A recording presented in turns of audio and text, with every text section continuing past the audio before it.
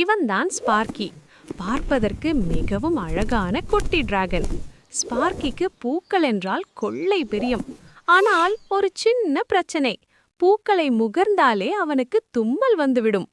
ஒரு நாள் ஒரு அழகான நீல நிற பூவை அவன் முகர்ந்தபோது, ஆச்சு! அவனது தும்மலிலிருந்து வந்த பெரிய தீப்பிழம்பு அந்த பூக்களையும் புற்களையும் கருகச் செய்தது. ஸ்பார்க்கி மிகவும் சோகமானான்.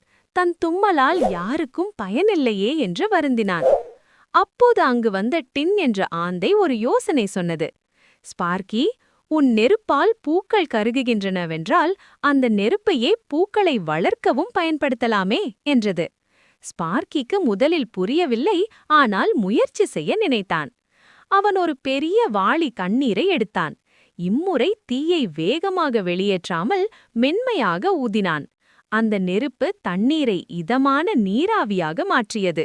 அந்த வெதுவெதுப்பான நீராவி பூந்தோட்டம் முழுவதும் பனிமூட்டம் போல பறந்தது. வாடிப்போன பூக்கள் மீண்டும் புத்துயிர் பெற்று அழகாக மலர்ந்தன. நம்மிடம் இருக்கும் குறையை சரியாக பயன்படுத்தினால் அதுவே மிகப்பெரிய நிறையாக மாறும் என்பதை ஸ்பார்க்கி என்று புரிந்து கொண்டான்.